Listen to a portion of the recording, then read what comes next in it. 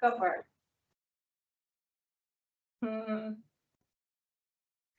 Hi, good morning. Welcome to the August 24th full Planning Commission meeting for the Seattle Planning Commission. On behalf of the Seattle Planning Commission, I'd like to humbly recognize that we are gathered on Indigenous land, wherever we may sit, virtually or in person. The traditional, ancestral, and unceded territories of the Coast Salish people. We thank these caretakers of the land who have lived and continue to live here since time immemorial. We acknowledge the role that traditional Western-centric planning practices have played in harming, displacing, and attempting to erase Native communities, and we respect Indigenous rights to sovereignty and self-determination. We commit to being better listeners, learners, and to uplifting Indigenous voices. We commit to identifying racist practices, to practicing allyship, and to strive centering restorative land stewardship rather than unsustainable and extractive use of the land. So I want to go over announcements for members of the public and visitors.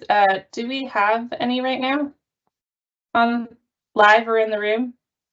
We do have one member of the public in the room, and I don't see any on the call yet. Okay, well, welcome. We are happy to make all commission meetings open to the public. Please note that the Planning Commission does not hold public hearings since the commission is an advisory body. We provide recommendations to elected leaders that in turn make the actual decisions, and we encourage individuals and organizations to provide their comments appropriately to elected officials. This meeting is a hybrid meeting with some individuals participating remotely, like me, while others are participating in person in the boards and commissions room at Seattle City Hall. So for the next point, at the start of each general meeting, we go over our Color Brave space norms. John, if you could pull those up, or Olivia, if you're advancing slides.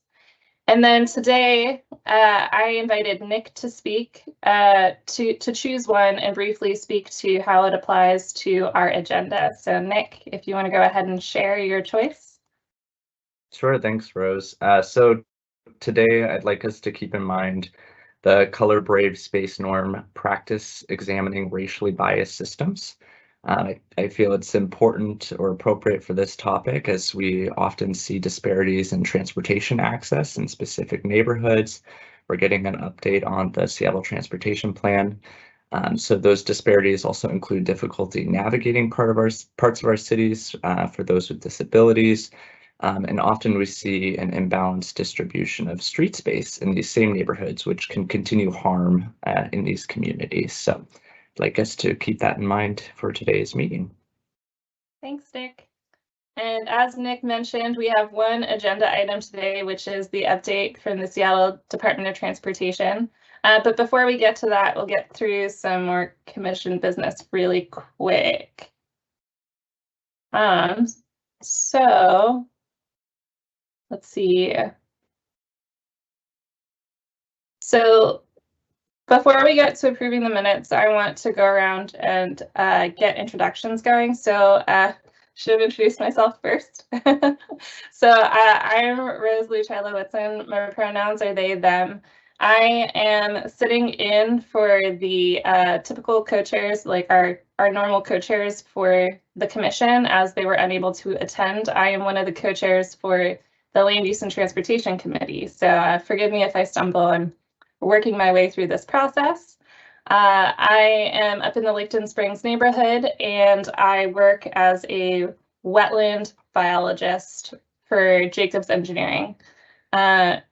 With that, I'm going to pass to, let me pull up the attendees. Maybe Nick, I'll have you go since you're easily in my view right now. Sure. My name is Nick Whipple. I live in West Seattle in the North Del Ridge neighborhood, and for my day job, I'm a planner over in Bellevue. I will pass it on to Andy Dannenberg. Yeah, hi, Andy Dannenberg, he, him, live in Northeast Seattle, and I teach at University of Washington on the relationships between public health and urban planning. I will pass it to, trying to see names, Matt.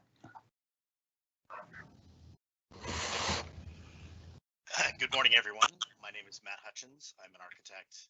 I design lots of housing, and I live in West Seattle.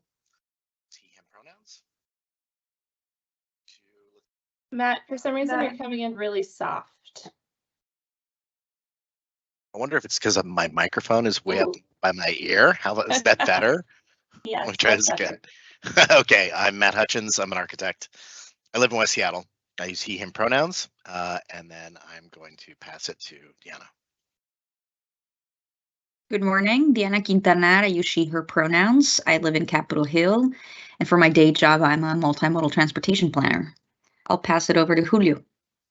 Hello, my name is Julio Sanchez. My pronouns are he, him. I am in the Capitol Hill area, and my area of interest is community engagement and equity. And I will ask the next person to grab the opportunity themselves. How about Jamie?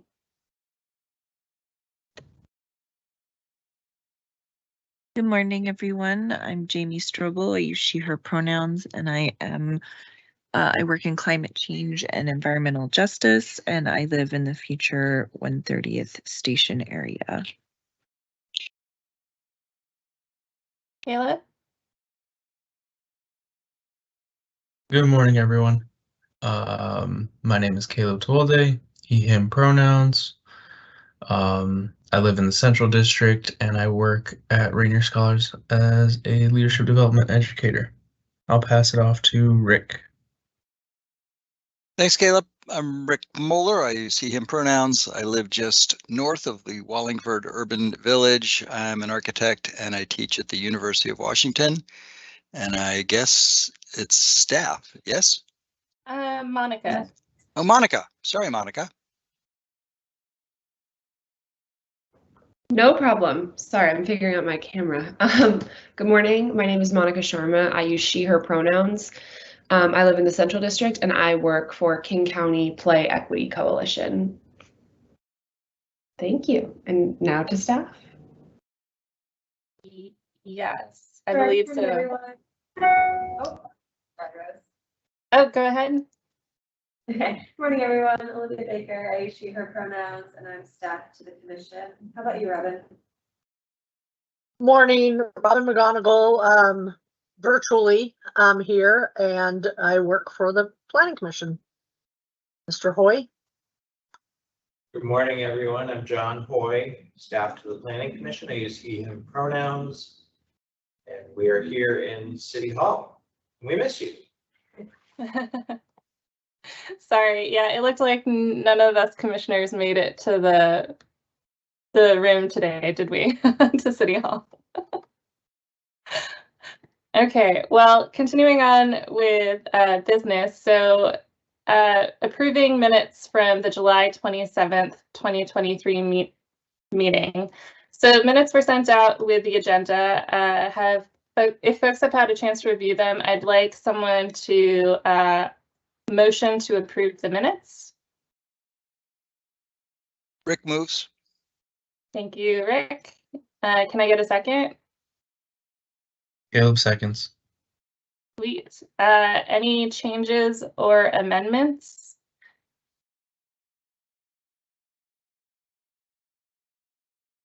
Okay, hearing none, I'd like to call for a vote. If you're in favor, say aye, raise your hand to make some motion that you approve. Aye. Aye. Aye. Aye. If you are opposed, speak now.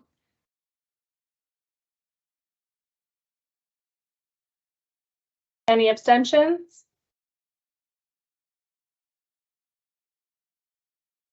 Okay, then I believe the minutes are approved. Okay, and then quick chair's report. So upcoming commissions meetings, the next Housing and Neighborhoods Committee meeting is Thursday, September 7th from 7:30 to 9 a.m. It will be held online using the Microsoft Teams platform. And then our next full commission meeting is scheduled for Thursday, September 14th from 3 to 5:30 p.m. And that one will be a hybrid meeting like this one, both in person and on Microsoft Teams. Okay, with that, I'll pass it to John to go over announcements and other commission business. Thank you, Rose. So again, as noted earlier, this is a hybrid meeting with commissioners joining remotely, and at this point it's staff here in the boards and commissions room. I'll just review a quick few notes about the format of the meeting. So during the meeting, we will have opportunities for questions and comments from commissioners. Let's use the chat function of MS Teams for all commissioners to join the discussion queue. I'd like to remind commissioners that the chat is not for substantive discussion, but is only to be recognized to speak. As for public comment, I did not receive any public comment emailed to me prior to the meeting. We do invite any members of the public present at the meeting. Do we have public comment? We do have one member of the public here in the room, but not for public comment. And we are now taking public comment at the beginning and at the end of our full commission meetings. And the email address is always listed on the agenda to submit public comment in advance of our meetings. So let's see, we already did introductions. So I think, Rose, we can skip right to commission business. Great. So Olivia is going to provide an overview of the Planning Commission hybrid meeting guide. I believe it's the first time we're seeing this, so thank you, staff, for pulling it together. And commissioners should have received it by email along with the meeting agenda. So Olivia, I'll turn it over to you. Thanks. Yeah, I'm just pulling it up on the screen now, so hopefully you all can see this. And it did go out by email. I can send it out again after this meeting because I know it's a little challenging to see stuff on the screen. But yeah, the goal with this document is really just to have a tool for folks to peek at when you're having issues joining the meeting. Of course, you can always reach out to staff if you're having sort of larger issues, but we wanted to put kind of all of the knowledge we've gained over the last few years of using Teams live events into one place, because we know it's a lot to keep in your head. It's a lot for us to keep in our heads. And especially since we have some new folks, we wanted to write some of these little tips down. So at the top of the document, there's a section on technology requirements.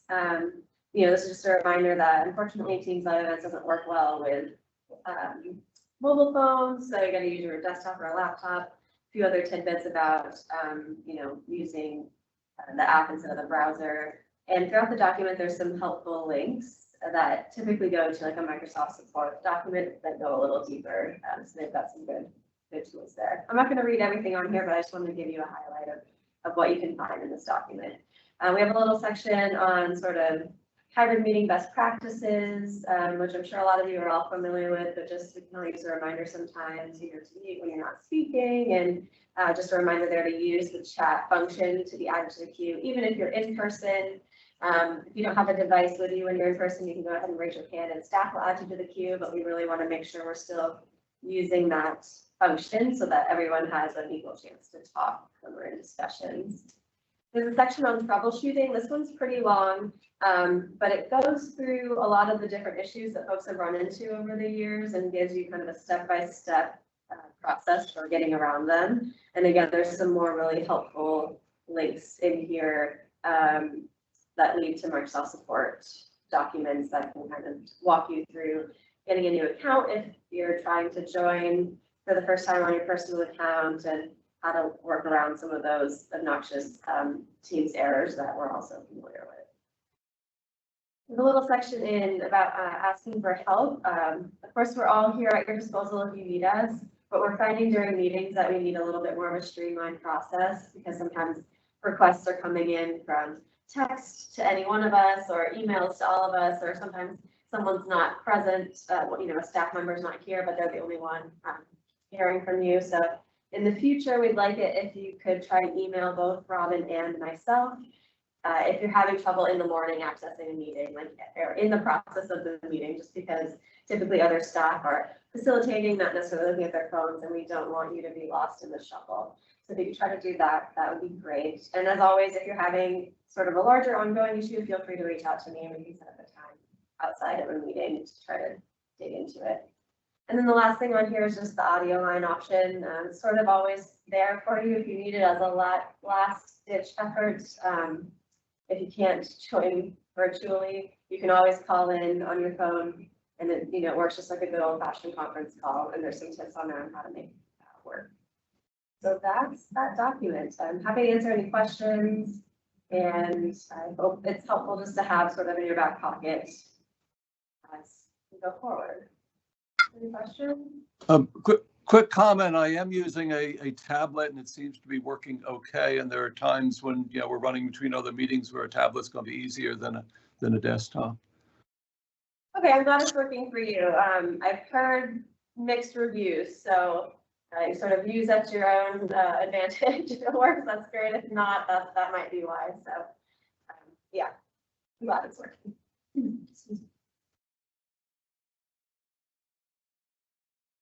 Anyone else? Thanks, Olivia. Back to Sean. Back to Rose. Okay, so moving on to our next topic, looking at our list of folks, it looks like Radcliffe was able to join us early. So Radcliffe, I'd like to welcome you back. Thanks for joining us. Radcliffe is with the Seattle Department of Transportation, and he's here to provide an update on the Seattle Transportation Plan. Following his briefing, I will facilitate our discussion by asking commissioners for any clarifying questions. And if there are no clarifying questions, we will move to opening the floor to comments. Please make sure to use the chat to indicate if you have a question or a comment, and we will facilitate that way. So without further ado, welcome, Radcliffe. Thank you, Rose. Thank you all. I wish I could be there in person, but I'm joining you from my garage office today, so you'll see some weird things in the background here. Thank you again for having me. My name is Radcliffe Dakanai. I'm a principal planner at SDOT in the transportation, in the policy and planning group, in the transportation planning subgroup. And yeah, I want to share with you just that we're releasing the draft Seattle Transportation Plan today. It comes in two parts.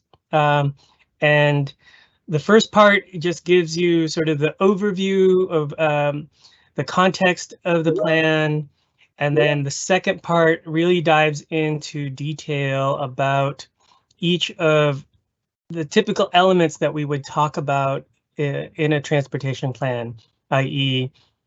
transit, cycling, walking, and freight. Those have been the main four that we've had in the past, these modal plans.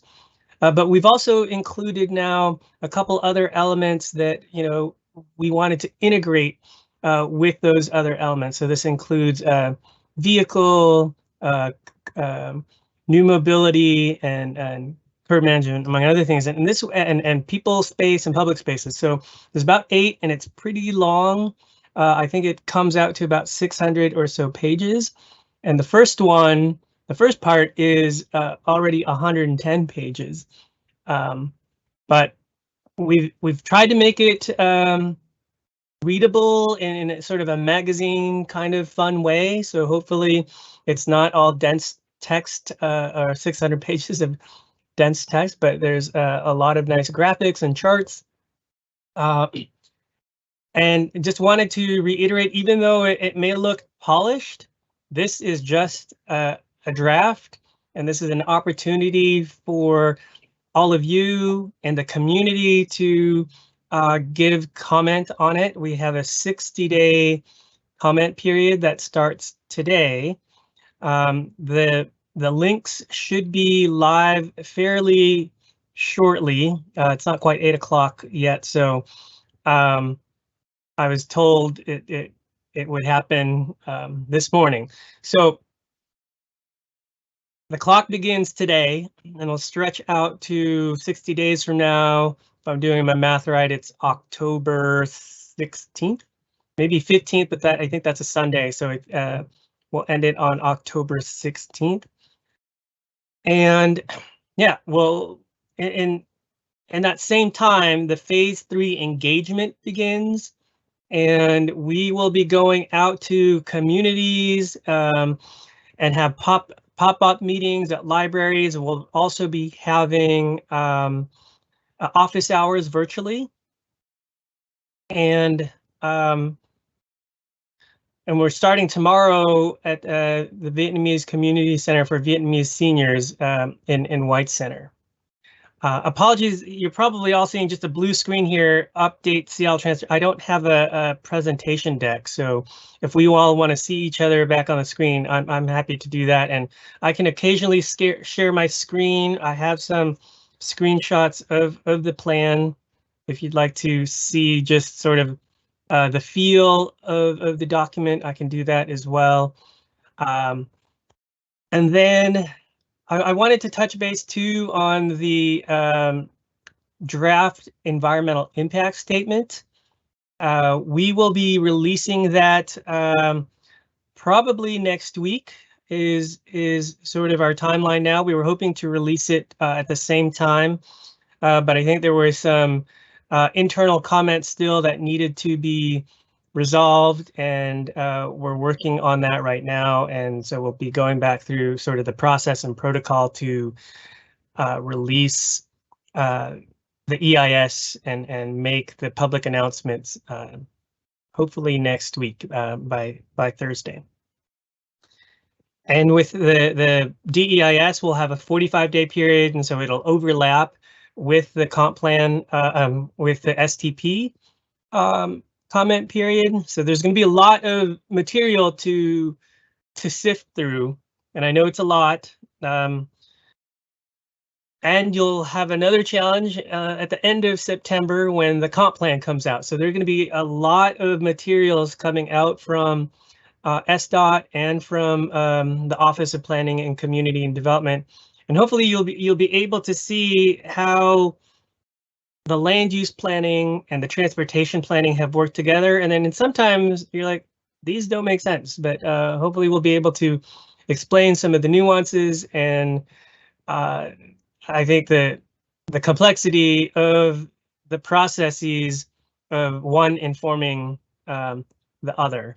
I'll just say typically the comp plan happens in response to what is the existing transportation plan that we have. And then the comp plan gets finished, that's done, it's adopted, and then the transportation plan comes in and tries to mitigate what that land use plan that's adopted. And then once that transportation plan is in, another cycle of land use planning happens to so it's sort of a cycle, but here it's happening in a very tight weave, and sometimes it might feel like, why aren't we doing this and doing that? But once you, I think, hit that point, I'm happy to come back and walk you through some of that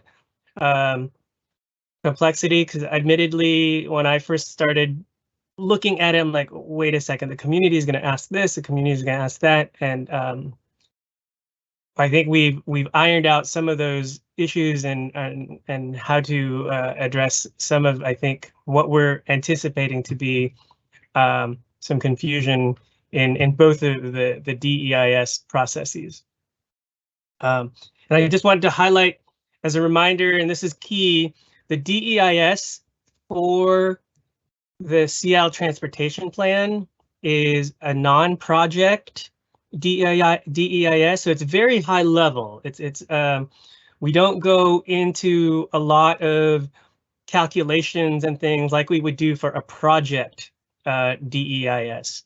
So a lot of the responses and findings are qualitative, and they're based on modeling that's happening in the comp plan. So we didn't do any specific modeling for the STP. Down the road, when we do a final EIS, there may be some more calculation that I think more folks are expecting sort of hard numbers around that. But it all remains to be seen, and how and what comes about of a project list or sort of set of programs that become, I would say, more final. It's never really final, but more baked in from the bookends of the EIS scenarios that we've looked at. So I'm just going to pause there. I know I have 55 minutes, but I sort of let John know that I didn't need all that time. I'm happy to start off with some questions and maybe facilitate the conversation and maybe jump into some screenshots of the plan as I answer some of your questions. Great, thanks, Radcliffe. Opening up for clarifying questions. If you have any clarifying questions, put your name in the chat. As a reminder, the chat is not for substantive comments. It's just to get in the queue.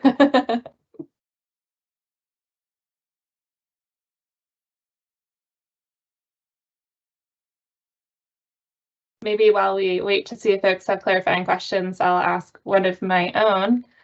You mentioned, Radcliffe, that when you were reviewing, you were kind of going, I think the community is going to ask about that. Are you able to speak about what in particular?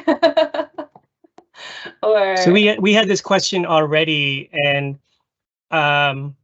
the comp plan DEIS looks at the land use scenarios relative to the existing transportation plan, and so that they can see that their land use scenarios are having an impact. And then what we do is we take one of those land use scenarios. We decided to take the most intense land use scenario of that plan, and then we looked at 3 different transportation scenarios. And those 3 transportation scenarios, one is the no action, and then the 2 were alternative 2 is sort of a modest pace of investment, and then the other bookend was sort of the rapid progress, do everything, relative to one land use scenario. And some folks are saying, well, why don't you do that for all of the land use scenarios to see how that works? But when you do that, it becomes very difficult then to see which elements are having an impact on the land use. So this is where that tight weave sometimes is challenging to see. And now the timing is a little bit different because we're going to be finishing up before the comp plan is finishing up. So I think there's going to be some interim space where we're going to find out, well, what is it exactly where the land use team is going to land? I don't know if it will be alternative 5, which is the highest sort of most intense land use sort of mix that they've proposed. Could it be somewhere in between, or could it even be more? So I think this is where the dance of timing is a little bit of a challenge. We may just remain with the proposed alternative 5 and then look at something in between alternative 2 and alternative 3, something between the modest pace and the rapid pace to look at in the final EIS. So this is something that people have asked us even internally of, like, why didn't we do all that modeling relative to all the different land uses and all the different possible transportation scenarios, and so that's it's a little bit clearer when these 2 processes are happening at different times. Thank you. Deanna, I see you have a question. Morning. Hi, Radcliffe. Hi. I was wondering if you could describe perhaps when defining impacts, if you could characterize what kinds of impacts have been identified, or, you know, to the definition of an impact of significance, I assume, it is, if just wondering if that is solely framed as level of service impact, or what kinds of impacts are the ones that are being identified. Yeah, I will just couch it in that the land use part, relative to the transportation, the no build, because that's what they're analyzing it against. When you put more housing and density, given the existing transportation sort of pipeline, the impacts are much more visible in that, look, we're growing and we're putting more housing in certain places. The transportation plan that we had was responding to an older land use plan. So now they talk about, okay, there are some impacts to that transportation plan. Now we take that, the most intense land use mix, and take the transportation plans that we have, and we look at them and say, oh, there's going to be some impacts now, and the transportation becomes really the mitigation to that new and more intense land use. So a lot of the findings that, in our EIS, you will probably see sometimes like, oh, there's being described as there isn't any impact. There isn't any impact in that we're mitigating the impacts that are coming from the land use. What you will see, though, is a lot of the proposals or actions in the transportation piece are things to become much more multimodal. And so the threshold is, are we making more opportunities for people to get on a bike, to get on transit, to be able to walk? And if we're doing some of those things, in alternative 2, we're doing some, and then in alternative 3, we're doing more of that. So some of the findings will show that there won't be any the impacts that we've seen from mixing the land use and the existing transportation system are being mitigated by the things that we're doing in alternative 2 and alternative 3. So there aren't any significant adverse impacts noted, because they're all mitigatable through the things that we're doing to address when we're mixing the higher land use with the transportation. So in some ways, this is the strange piece. The transportation is the mitigation to the more intense land use. So maybe just to clarify, these impacts are being identified mainly then as capacity constraint impacts, and then hopefully the way it's being framed is a people throughput or Yes. mobility, and so that's how they're being characterized as being mitigated, so to speak, is the Right. capacity and people throughput is It's being people addressed. throughput primarily. That's what we're looking at, and it's not just about Vehicular cars capacity. moving through. Correct. Okay, thank you. Helpful.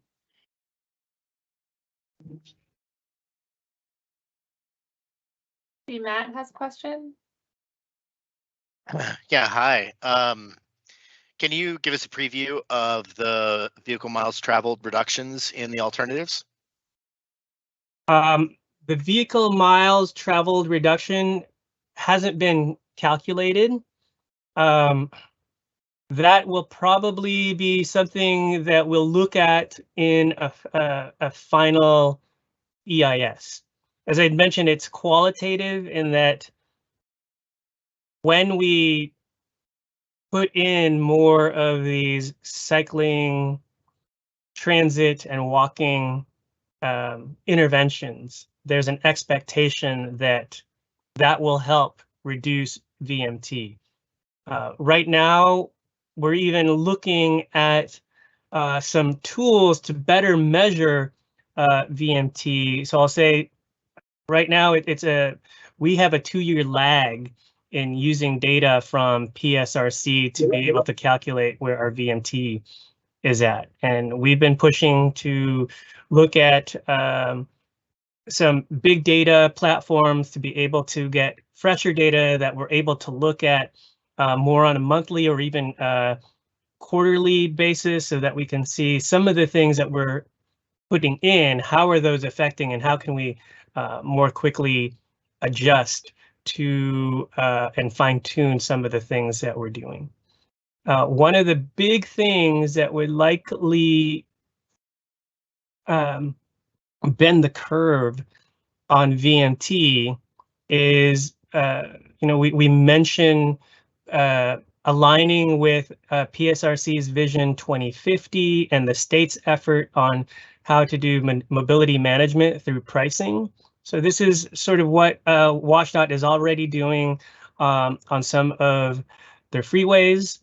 And might we do more of that in coordination with WashDOT and with the region to manage VMT? We don't have a specific conversation on doing that just within the city. And that's a comment that we may be receiving. Should we or should we not do that? There's some politics involved with that, as I'm sure you're aware. So that's a conversation still to be made. Thank you. Before we circle on, does anyone have a question related to Matt's? I see, Andy, your hand's up. If you could try to put your name in the chat next time, that'd be great. But I think related to the conversation about VMT, Andy?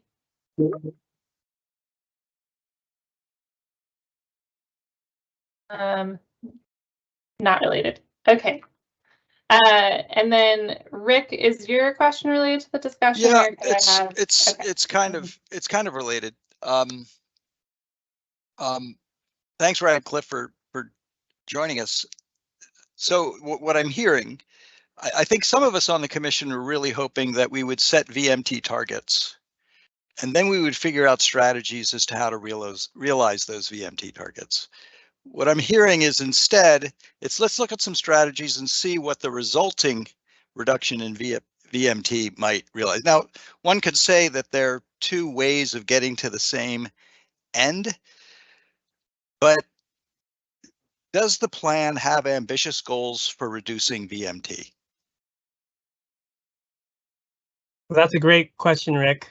That policy is going to be set in the comp plan with House Bill 1181 saying that we need to put that front and center in the comp plan. Right now, we have a placeholder for that. In part, again, it's do we really believe the numbers that we've been working with since 2008? We have this number that we've set through the climate action plan that was set, in 2013, based on figures in 2008, that we would reduce VMT by 20% from that baseline by 2030. Are we going to do that? Is that the correct number?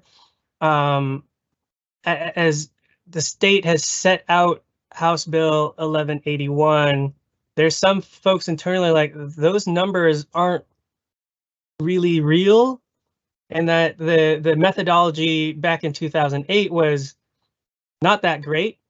And I think there was a rule of thumb being used nationally of 20% is the good number to use. And so that was what was stuck in 2013. Since then, we still haven't figured out the best way to measure VMT. When I get asked that question, well, how much VMT is happening in Seattle? Well, it becomes a complex answer because you're like, well, some people start in Seattle and drive out to their office in Redmond. Somebody comes from Tacoma and drives into Seattle. What part of that trip are you counting? And then how do you measure that within the boundary of Seattle? It's easier to do the within city origin and destination. So this is why we're looking at some tools to help us better calibrate what that is, and then get to a metric or measure that says we need to reduce it by X amount. We've done some back of the envelope measuring from our climate work and with the available data that we have from PSRC. From that 20% goal to by 2030, it's an additional 15 to 20 to 25, maybe even 30%. So you're looking, do we really need to cut it in half? So there's a big window, a range that we haven't resolved yet. And this is sort of a dynamic now of, well, do we want to be on the low end of that, or do we want to be on the high end of that, plus that original 20%? And then if we need to adjust the baseline from 2008 to really reflect what was happening, that becomes a different beginning point. So there's some issues that we need to work out with the state, and then also internally, not just with SDOT, but with our colleagues at OPCD, with the mayor's office, and what is the agreeable number that we can come up with. I mean, if it were me, when you do the scenarios over and over again, at some point we really have to cut back on VMT. And I think though there's a messaging out there and also a communication piece that it has to happen in coordination with all these other options. And part of the story is from the data. It says from the data from PSRC, half of our trips are less than 5 miles. If we can make our communities, places where we live, being able to access schools within half a mile, within a quarter of a mile in a safe way, grocery stores, the 15-minute city concept we've all been talking about. It gives people more opportunity to make that short distance trip in other modes and choose walking or choose cycling and choose transit if we can make those options safer and more available. And it's interesting when we see who is driving into downtown. Sure, folks from further away need to drive to downtown. You're not going to cycle 11 miles into downtown, but there are a fair amount of people who live within 3 miles of downtown who drive. And how do we change that sort of dynamic and choice, especially in a world where now we're working from home? Many of us are working from home. Look, I think John's the only one in the office today, and it opens up the roads, and in some ways it's inviting people to drive because they're like, there's no traffic, right?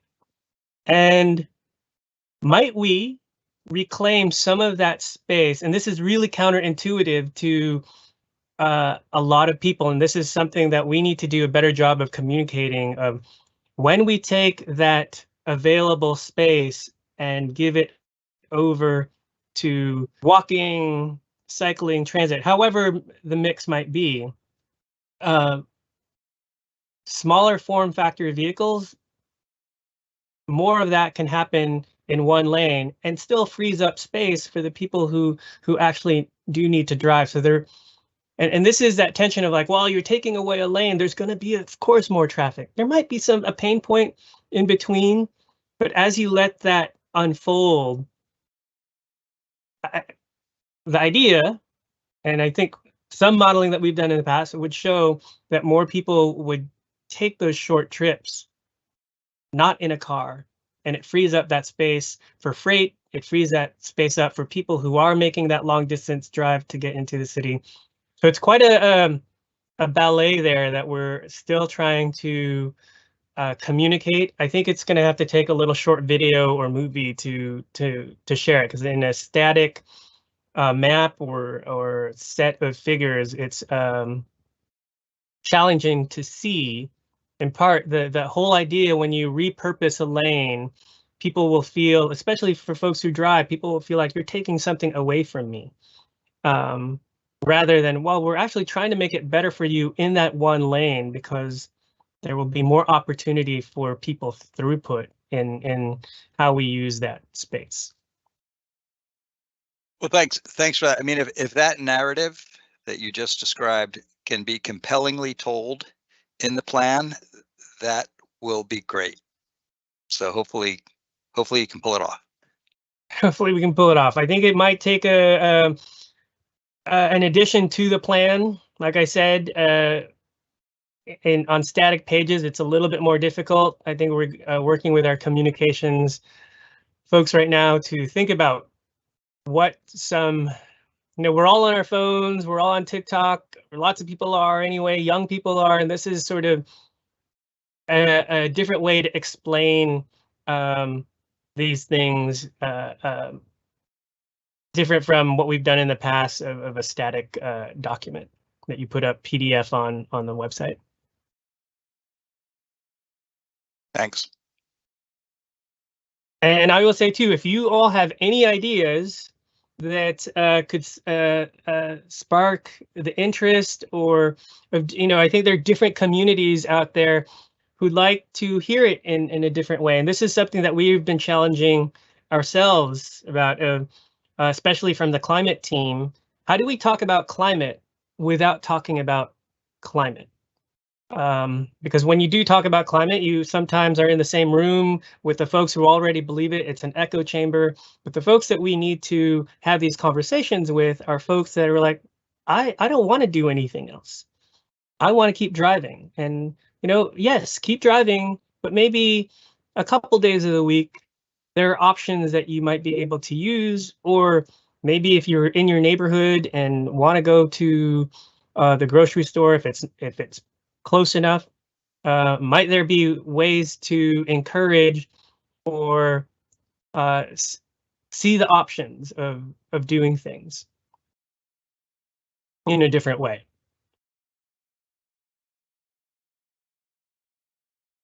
Excellent points. Deanna, back to you. Thank you.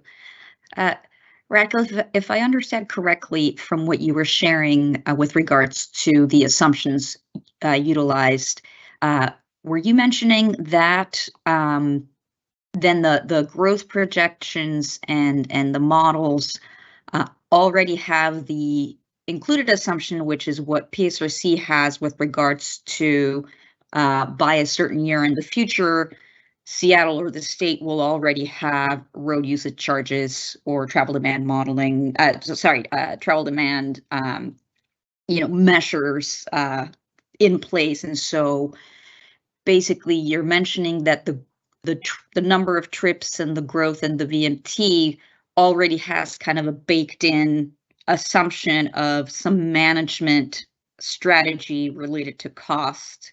And so those numbers just assume that that's going to happen and that's in place, and that's not a question in the future. It's a given. That's the assumption, and that it's part of our 2050 plan. That's something that I don't want to say that that's assumed as part of a scenario. It's not that we're decided to do that. We still have a lot of conversation with the region, our neighboring cities, and with WashDOT to how do we pull this off?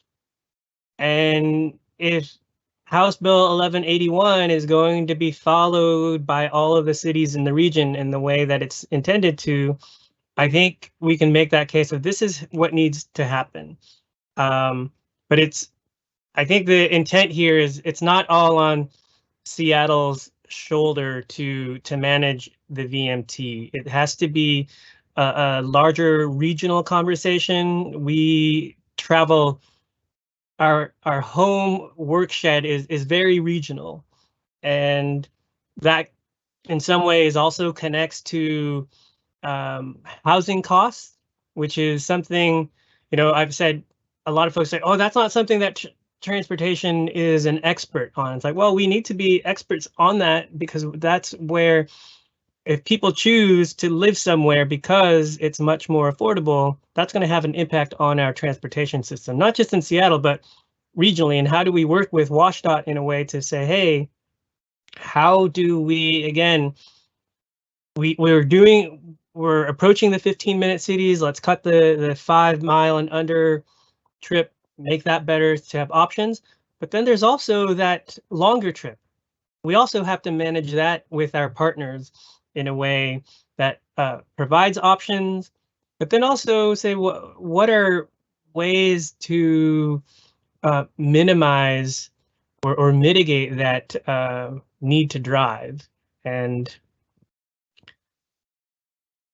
at the end of the day, I think we're gonna all find out regionally that we need to have more affordable housing, and I'm sure all agree, in closer to where we have options to work. So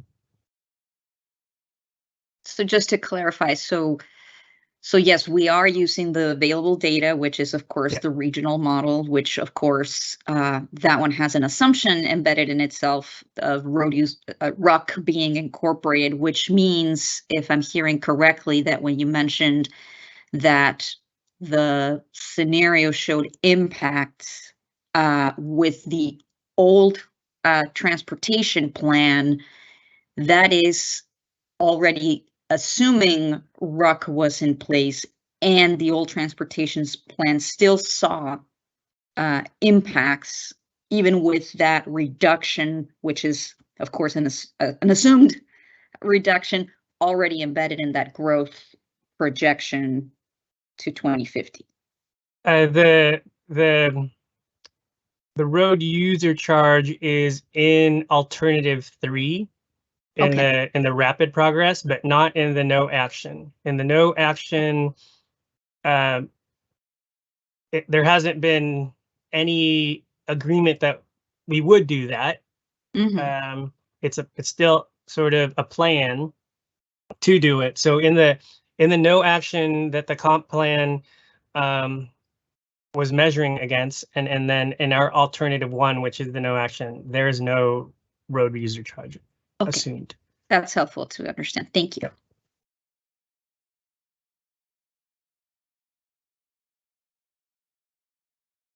Okay, so just looking at the comments queue, I'm not seeing names in the chat. Andy, are you trying to provide comment or question? Yeah, question. Yeah, somehow my chat doesn't seem to be working. Question, is there anything about parking or minimum parking requirements in the plan? Yes, there will be conversation about parking, managing curb access, looking at potentially more dynamic pricing, managing our residential parking zone permit. And if there's something missing that you think we need to consider, we would appreciate comments on that. Well, specifically minimum parking requirements on developments. That will likely be in the comp plan from a development side.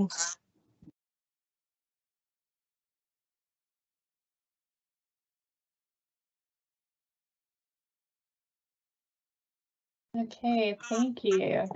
There's a little bit of feedback. I'm not sure why, so just a reminder to mute mics when not talking. And then any other questions for Radcliffe before we let him go?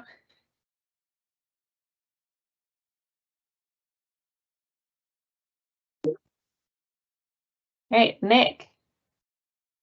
Great. Thanks, Radcliffe. This has been a nice conversation that you're facilitating. I'm curious, maybe this is related to VMT, if there are any targets on or kind of ambitious goals around maybe doubling the number of active cyclists in Seattle, or looking at VMT as also having that benefit of cutting noise and reducing kind of pollutant levels, and how that might harmonize with some of the city's air quality reduction ambitions, or improvements rather. And then also how you might envision this harmonizing with other special initiatives. The Planning Commission got a briefing on the downtown activation plan, and I think one of the discussion points was how we bring people to downtown as a place to live, and seeing opportunity in perhaps enhancing kind of traffic's urban compatibility. So scaling back some of the roads, or upgrading public road spaces to include open space or other things like that. How this plan might look to address that, or at least harmonize with some of these other ambitions that the city has. Right, within the plan, there are a cascading set of measures, if you will. It's been described as a wedding cake of measures. We have some very high level measures, and then as you move into each of the element pieces, the transit, the freight, the bicycling, walking, vehicle elements, there are some measures, targets embedded in there. And I think as part of this phase 3 engagement, there'll be more conversations as to what should be measured, what should we be looking at.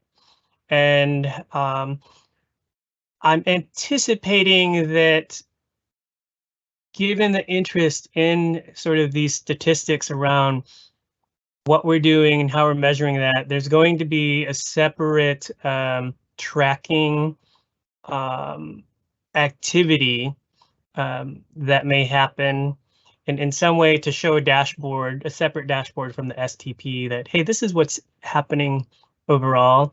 We've been talking already to our asset management group, who, essentially has all this data, and we could put it out in the world, but when you have data that's just data out there, it doesn't always make sense. So how do we tie it back again to a compelling story of, these are the changes that are being made and are having this impact?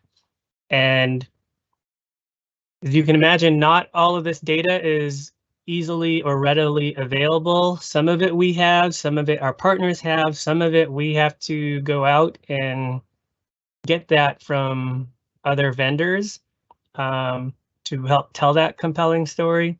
So we want to make sure that we're not just putting data out there in the world that is floating all on its own.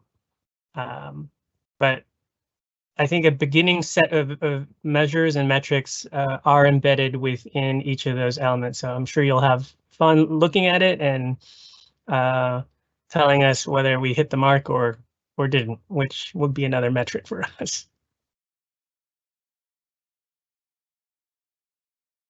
Looks like Matt has another question. And Rick? Yeah. Let's see.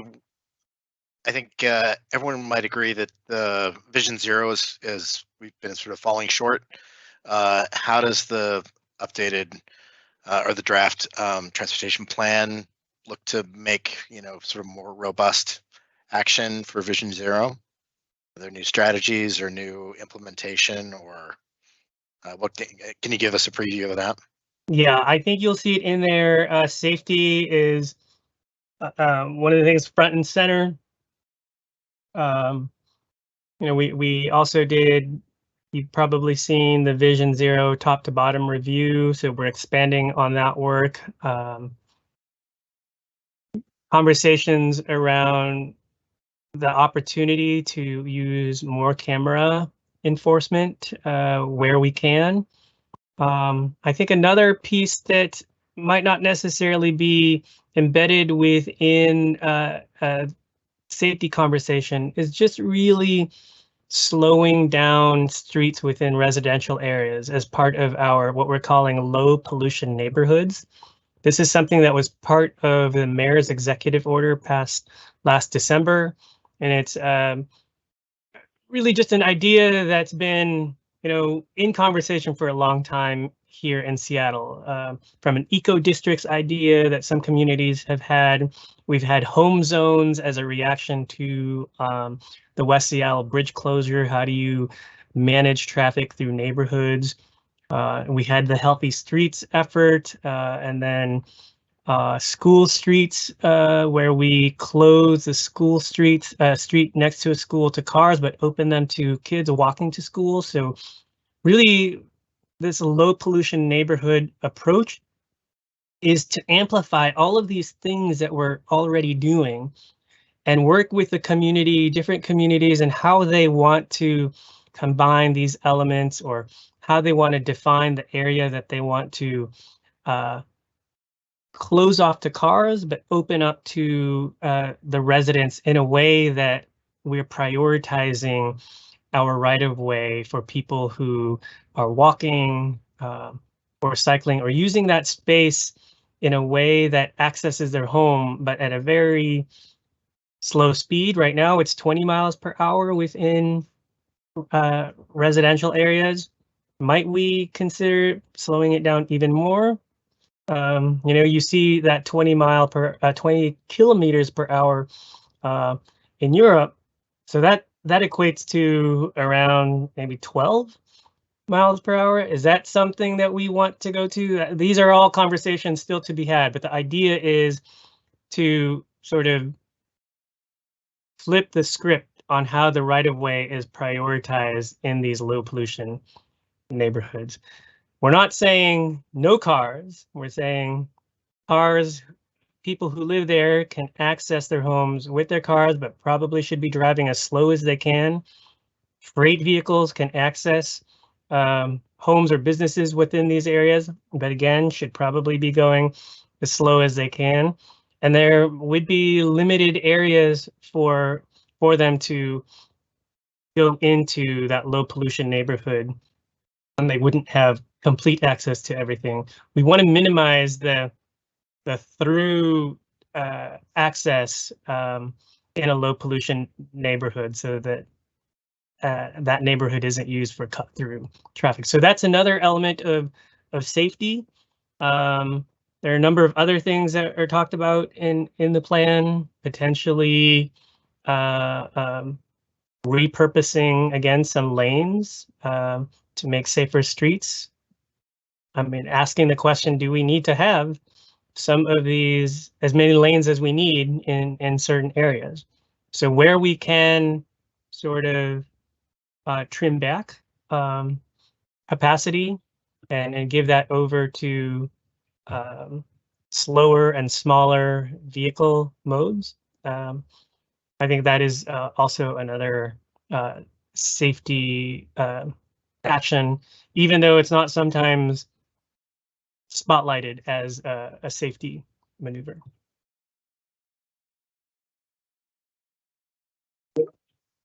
Okay. Thanks. Rick?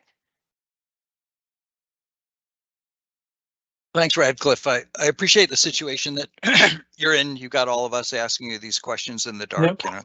Is it larger than a bread box? So we'll look forward to the plan coming out. I just wanted to circle back to a question that Andy asked about off-street parking, and OPCD will handle that in the comp plan, but SDOT is responsible for on-street parking. Are there any specific things in the plan related to on-street parking? Yes, this is where why we have another element specific to managing the curb. They'll speak about lots of different options there. Sometimes this is, leans towards the freight. How do we make it more dynamic to manage the curb. As we grow as a city, there's going to be competition to access that curb, whether it's freight trucks accessing businesses, people wanting to park. How do we set up that parking access and opportunity so that it's managed more dynamically? So this would include pricing, digital tools to make it easier so people can access the parking and not do the whole looking for parking piece. So there's a whole section in there that we'll talk and address parking challenges.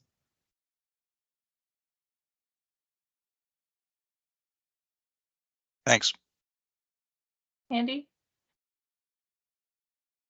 Anything about autonomous vehicles? It's a big unknown whether they're soon or a long way off.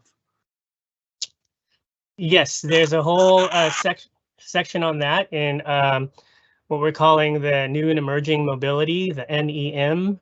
You'll start seeing that acronym float around a little bit more. So there's certainly we have some staff who are actively engaged in working on those policies of how we would manage the streets for autonomous vehicles when they arrive, should they ever arrive. There is certainly interest from certain business communities that, they want that to happen.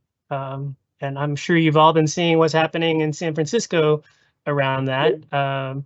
So we're learning from them, and I think we're cautiously optimistic of how to deploy that. But we want to make sure we've got the right policies in place and are doing that again in partnership with our surrounding cities. So working closely with Bellevue, they've done some great work on this, and so again, how does that apply, and how will we roll it out? I think there's been conversation of let's try a very simple sort of path first, where they don't aren't roaming around all over the city, but some select pathways could be a way to introduce them.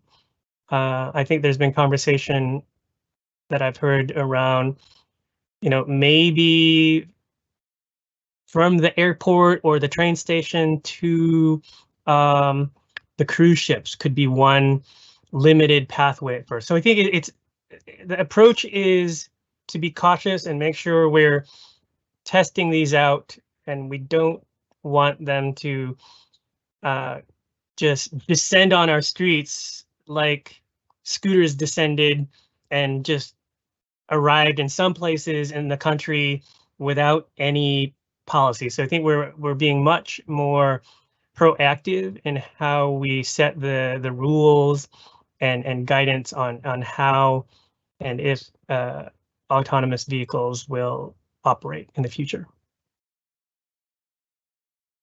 There's a whole section on NEM on that.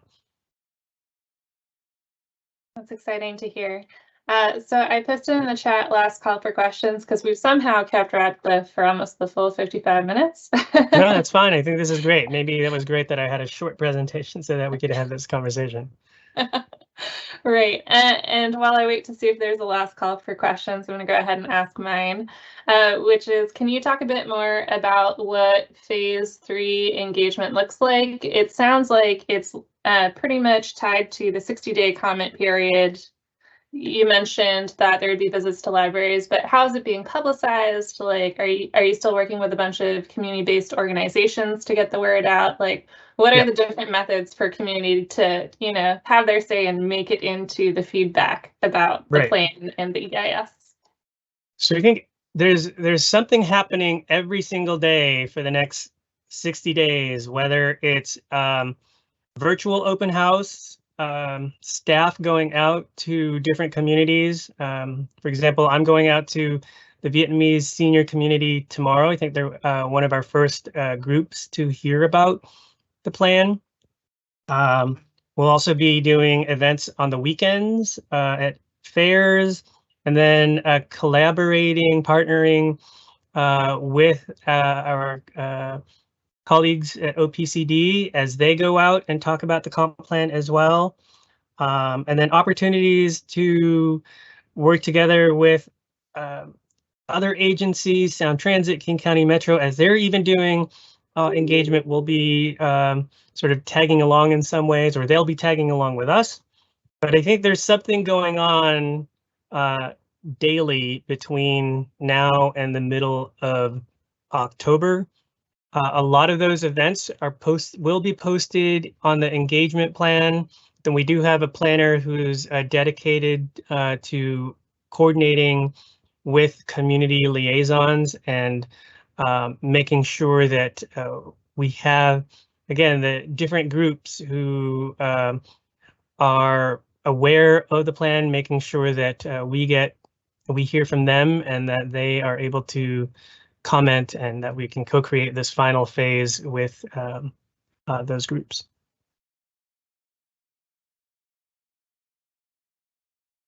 Great, thank you.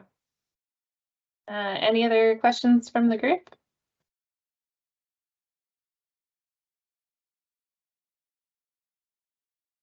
Okay, and then maybe it's just one last one, Radcliffe. I think we always like to ask, how can we assist SDOT in our review? Like, is there anything that you're looking for our feedback in particular? I would like to ask you all to just hold our feet to the fire. As a planning commission, you all have a strong voice in what ought to be in this plan, and there might be things that might be missing, and for some reason or other, politically, or it's not something that somebody wanted. This is again a plan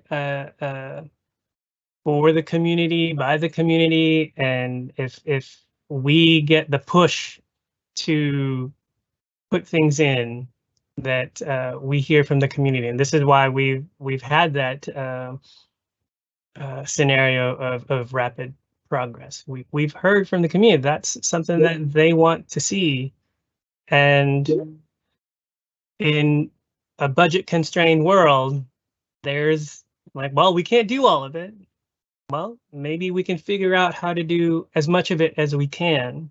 And I think hearing from all of you, ideas even of how we might finance all of this would be great.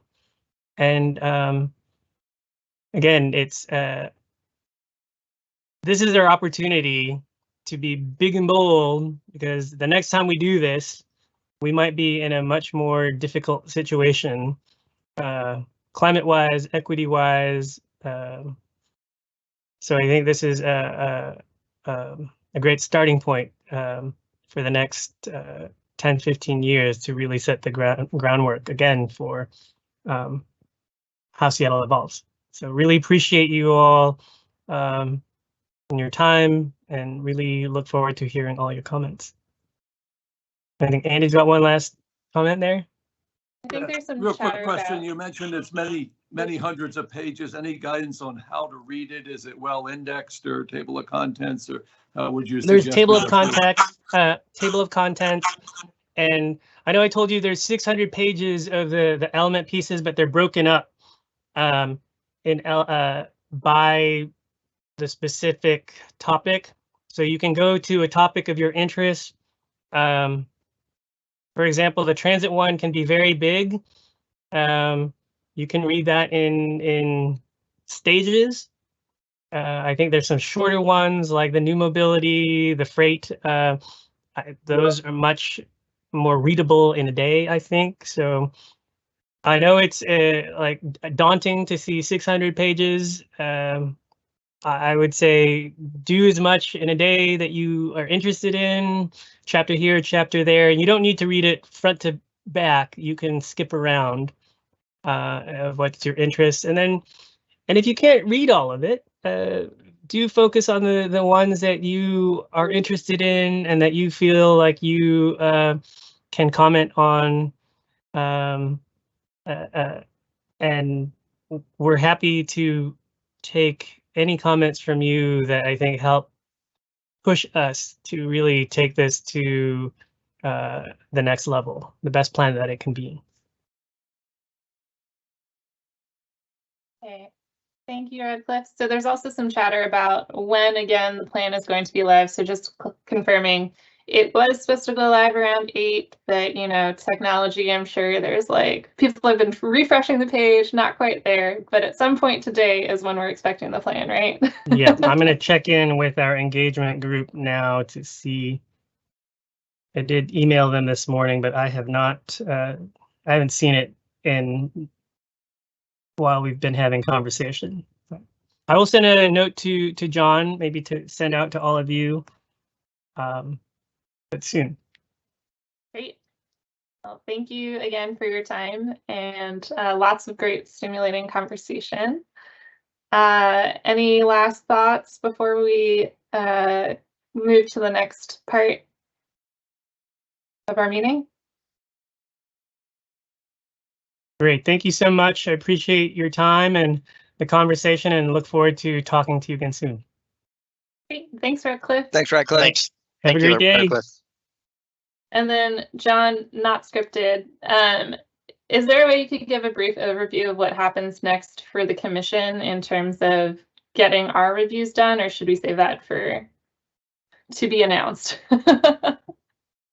We have an internal draft schedule, and now that we know for sure that it is coming out today, we will be looking at that to and also Radcliffe gave us information on the review comments, the review and comment periods.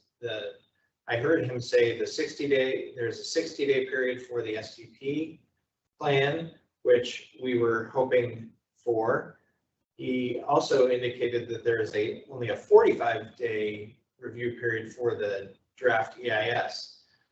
We will have to work that in, and once we know when that will be released. So there is a lot, as he indicated, especially with comp plan coming out in several weeks. So I guess my best advice is let's all buckle up and get to work. So yeah, we will talk more about schedules, but anticipate these 2 or 3 things: the STP, the draft EIS, and the comp plan being the majority of our meetings over the next few months. Great. Thanks for answering on the fly. Okay, and then in the last 5 minutes, we do have opportunity for public comment if there is any. We do not have any public comment. Okay. Well, then if there's nothing else, and then just double checking, is the member of the public still in the room, still not planning? Okay, not planning to offer public comment. Okay, nope. Great. Well, thank you all for joining. And if there's nothing else, we get to adjourn a couple of minutes early. Thanks, Rose. Thanks, Rose. Thank you, Rose. Good Thanks, job. everybody. Thank you, Rose. Awesome job. All right. Have a great weekend when you get there.